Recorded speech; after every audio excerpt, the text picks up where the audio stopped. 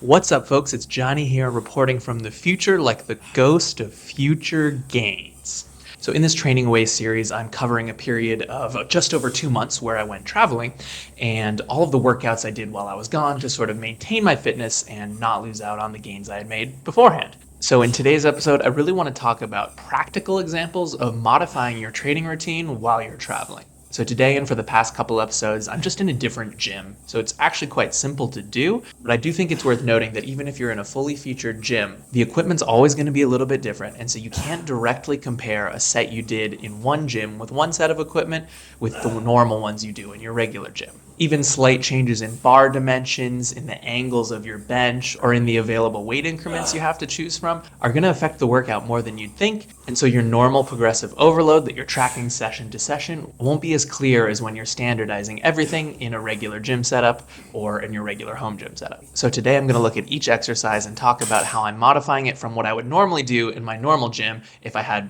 my ideal equipment available. The first exercise up is the barbell overhead press. Normally in my home gym, I would do this seated in a bench at the upright angle, which is like 85 degrees on my personal bench. So this gym had a barbell and a rack, which was fantastic. However, the only adjustable incline bench was separate from this. So I tried to do that first by loading up the weight and then walking it across the room to the adjustable bench and then doing my set there.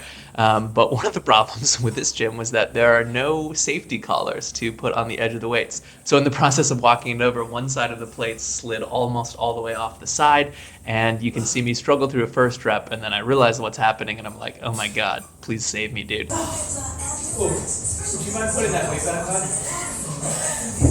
That's not really hard. Thanks.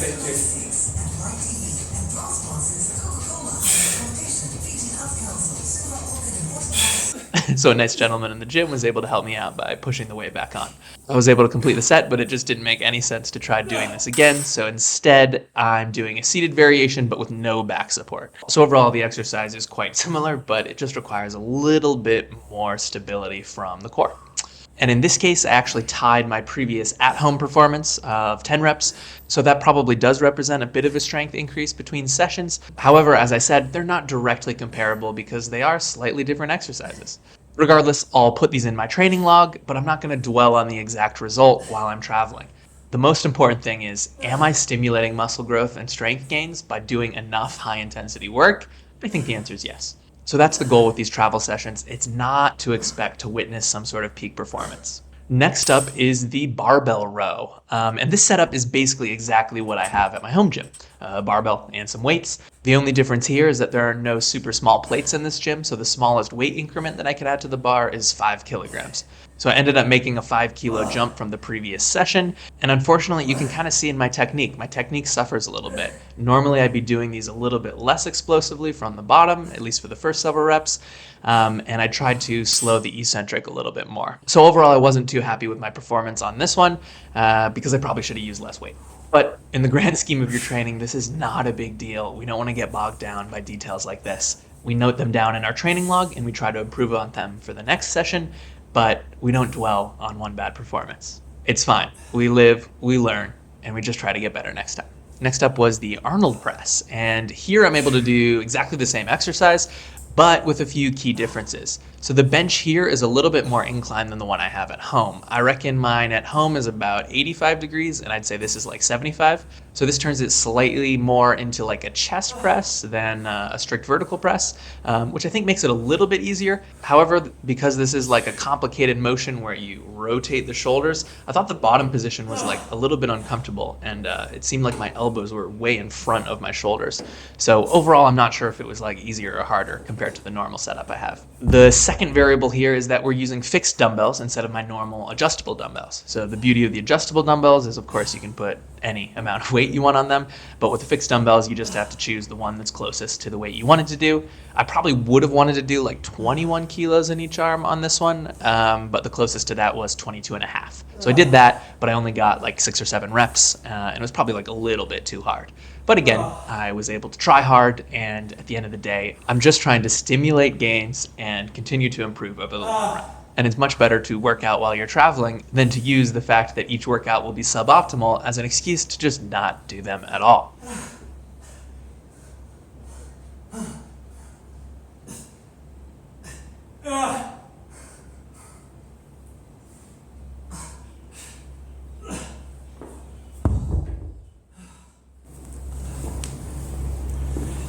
get a load of this machine right here.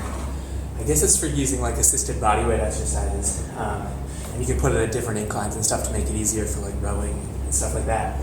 But this gym does not have any sort of pull-up bar. There's nothing to hang from at all. So I haven't been able to do pull-ups. So I'm going to see if I can use this thing for some weighted one-arm pull-ups. Some weighted, heavily assisted one-arm pull-ups.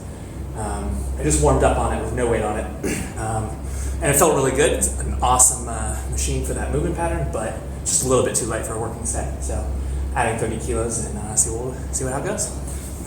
And so here, as I mentioned, normally if I was at home, I would be doing weighted chin-ups on the bar, but there was nothing at all to hang from in this gym. So I found this zany rowing contraption that I could use to do a one-arm pull-up variation, and I actually loved it. The feeling of it was amazing.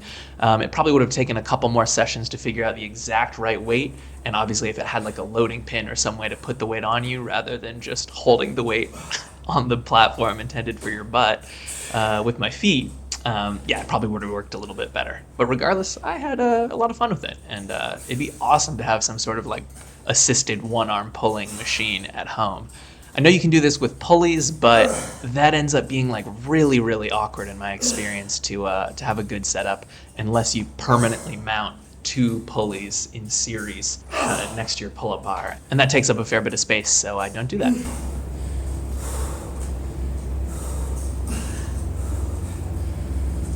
Yeah, if this thing went like 15 to 20 degrees more vertical, we'd be rocking and rolling.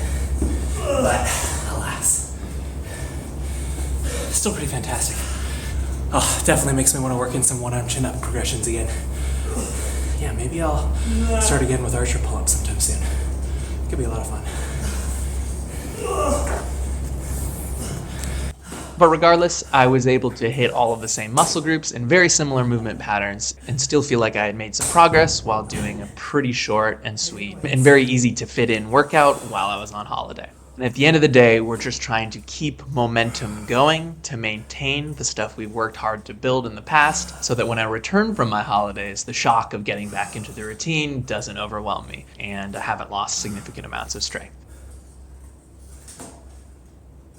Another theme that I bring up in many of my videos on this channel that I really want to impress on you folks is the love of training and the love of doing active things and just the love of keeping healthy, productive habits.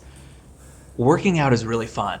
And if you often feel like it's more work than it is play, then maybe you need to just experiment a little bit more and try to find some variations and tweaks that you can throw into your program to make it actually more enjoyable. At the end of the day, what's going to keep you training for years is if you actually love it and if you actually genuinely look forward to every single session. So I can't recommend it enough to try to experiment, try different modalities of training, whether it's weight training or calisthenics or CrossFit or martial arts or some sport.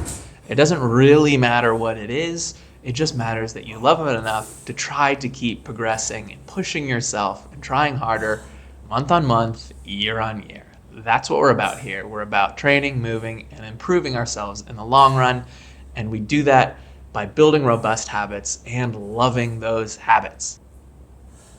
Finally, we've got the incline bench press. Normally at home, we would be training this with a barbell, but with the clip I showed earlier, as you can see how the incline press went with the barbell. In that case, I decided not to do that. So instead, I decided to do a dumbbell variation. And again, we were met with a bit of a weird constraint of not quite having exactly the right weight of dumbbells. So I just grabbed whatever these are and then grabbed a slightly lighter one for a drop set and did my best with what we had. And I hadn't practiced these in a long time because I'd been doing the barbell variation, and definitely the stability suffers a little bit when you're not directly practicing the specific dumbbell press.